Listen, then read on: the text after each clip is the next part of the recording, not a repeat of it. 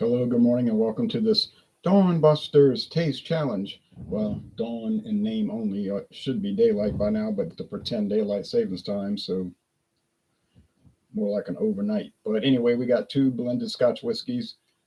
There's a famous one, very popular in the United States and Latin America. It's called Buchanan's Deluxe, age 12 years. James Buchanan, not the president of the United States, but this Scottish man, he came up with this whiskey. It's an old brand and it is owned by Diageo these days. It's got the embossed green glass label. It's got a special pour designed to pour out but not in because there was a problem in Latin America with fraud. People pouring out the good whiskey and then trying to pour in inferior Scotch and sell it as Buchanan's. Somebody told me, and I don't know, I don't really go out to bars because I don't like having to drive back, and it's just a hassle. But I mean, I do sometimes go, but it's rare. But this guy says, yeah, he knows that they do that. They'll pour cheap whiskey in a bottle and then try to pawn it off as the real stuff, and nobody knows. Now I know a guy that used to work restaurants in Queens. He's in New Orleans right now, but he says, yeah, I used to work at this place, and he said it was sort of an organized crime restaurant and bar. He got the impression, and they would do that kind of stuff. He said he would observe that. That's total thievery and fraud. But anyway, they're both golden. The Trader Joe's is a little lighter. $10.99 a liter. $10.99 a liter. Aged 3 years. Buchanan's aged 12 years. Shouldn't be much of a contest.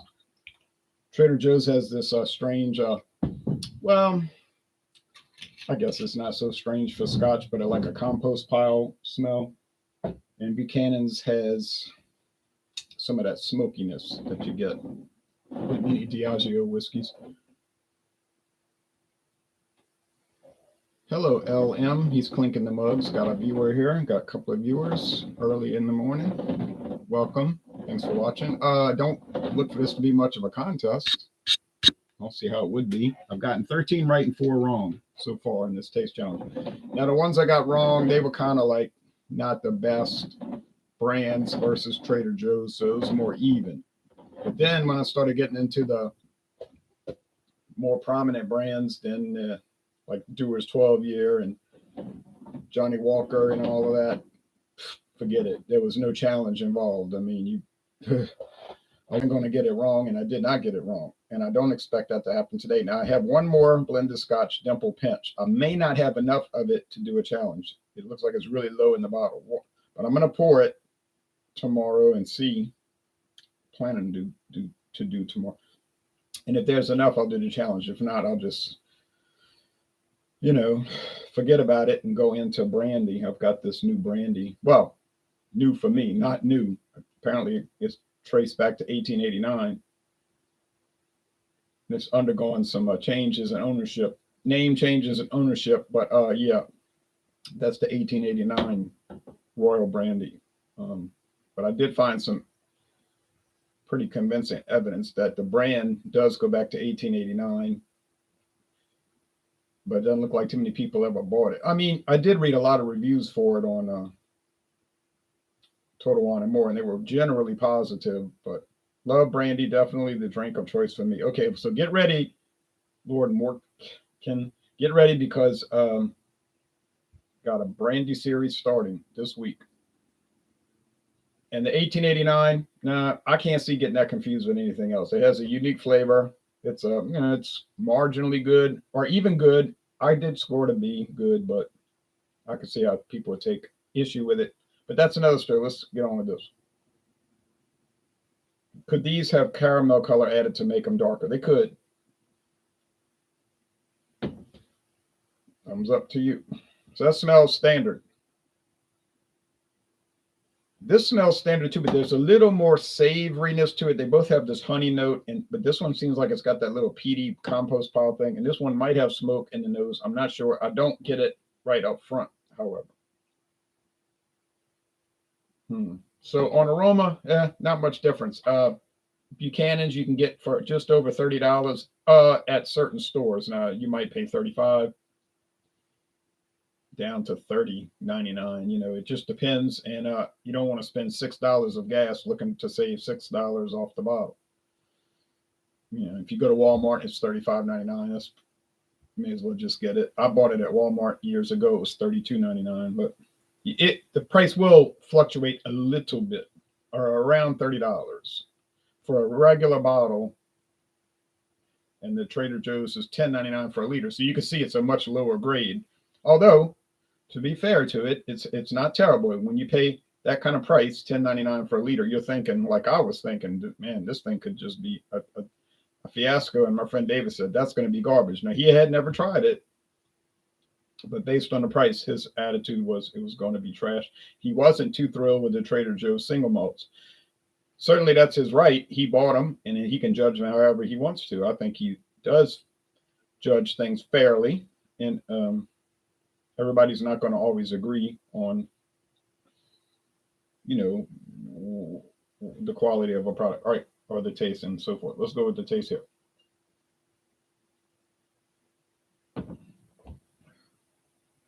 Honey. That's it. Honey. You like honey? All right. I like honey. I'll put it on cornflakes. Not a lot of it, you know, give it some sweetness and the milk, obviously.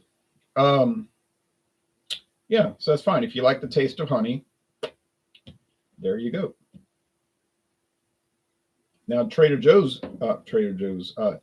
Walker, that was all about the smoke on all three, the red label, the double black, and even the gold label reserve.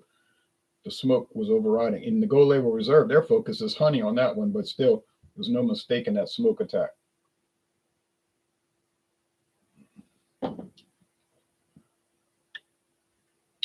Yeah, there's some here. Not much. Let's not get it mixed up. Buchanan's is not a particularly smoky Scotch, and if you get the Buchanan's Master, the further age is age longer than the 12. Don't know how long. I don't believe they say, but it's more than the 12. That one's more honey and even less smoke. The 18-year age, it seems to be like the 12. Honey, smoke, and I don't know. The 18-year age, I paid $75 as a gift. I gave it as a Christmas gift. $75. And I thought, yeah, it's nice, but what's up with the $75? I mean, what am I tasting in this that's $75? I wasn't seeing it, but I only had one tasting. I gave it to my friend David for a gift, and he has it up on his shelf, and he hadn't really touched it since. He likes to save stuff. That's fine, you know, but all right. So I've still not moved up on the shelf with the Buchanan, but I plan to. Do have sort of a blended Scotch backlog right now, though, backstock. But I would like to go up the scale, Buchanan's Master, then which is like 15-year age, and then go up to the Buchanan's 18-year age and the red cap, which is $150. But I don't know. I'm really reluctant. I'll probably just keep delaying it till it'll never happen. You know what I'm saying? Because I still want to try that Famous Grouse and Teachers, and there's so many regular brands that people were always asking me in the VAT 69 Gold. We don't get the regular VAT 69 Louisiana, but we do get the VAT 69 Gold, which is supposedly lighter, not in alcohol, but in flavor or something. So yeah, people are always asking me about mainline brands. Like, what do you think about Famous Grouse and so forth? And they don't really often ask me about higher grade mainline. You know, they don't say, what about Famous Grouse 25-year age and Valentine's 25-year age? I really don't get those questions. Maybe they know I'm not going to buy it, but it's possible, but it's not real possible, not too likely.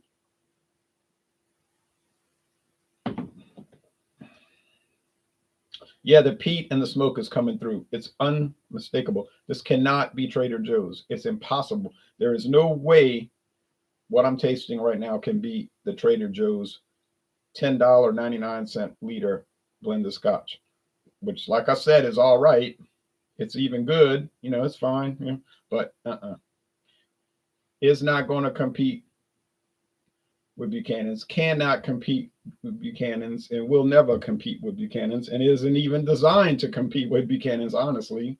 Just designed to be a low price thing, which there's so many. Now, are there enough low price scotches to keep yourself busy for your life? Yeah.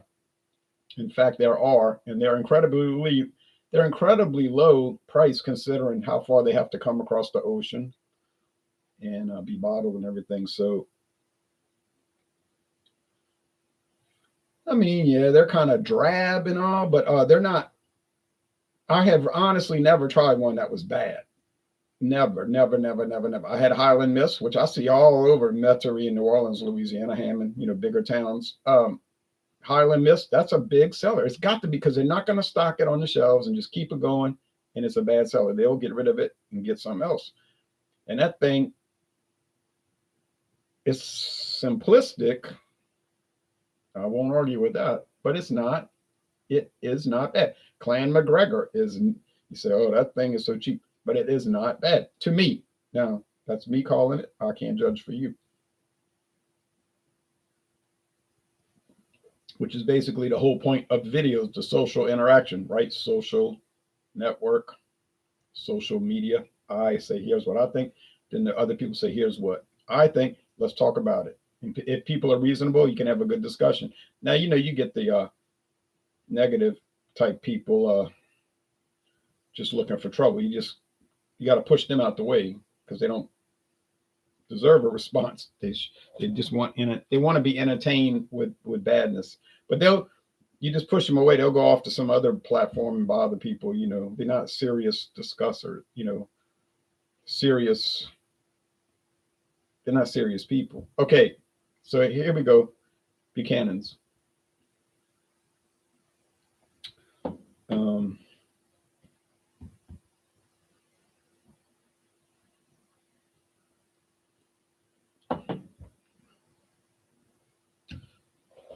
Trader Joe's.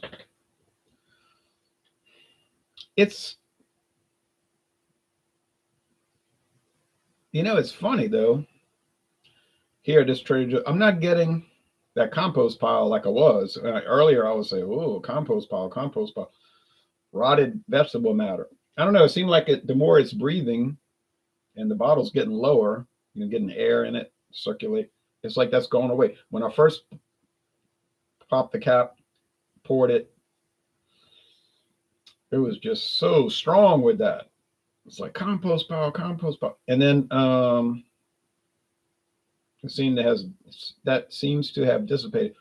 Of course, on the other, I'm counter-argumenting myself. On another point, though, the other point is that I did get it wrong 4 times. So there's 4 times where I was like thinking, is it? But then those could have been composty also, PD also. I don't know. It's a mystery. But anyhow, 14 wins, 4 losses. That's not too bad. It's not great. I would like it to be 100%. Like every time I tried it, I could clearly tell the Trader Joe's from the other ones. But it's usually not going to happen. It's funny. These blind taste tests will really mix you up. And I've had some blind taste challenges where it was just a confounding, like so irritating, where I could not get it right. And I was lucky to even break even, get 5 right, 5 wrong. So some of them are just, it's like impossible because they're so comparable. So my final assessment, because I don't know if I'm going to bring in the dimple pinch, that's up in the air. That shouldn't matter much. Should be clearly discernible. But what I've learned so far is that Trader Joe's is comparable to the other ones around its price point, which they must be hundreds at that $10 to $15 a bottle range. It just seemed like it's endless, but it can't compete against the real premium major Scotch brands, which is probably no surprise. And Actually is no surprise. Shouldn't be. The surprise would have been if it had competed. But still, you got to do the taste challenge because you got to really see the way I see it. So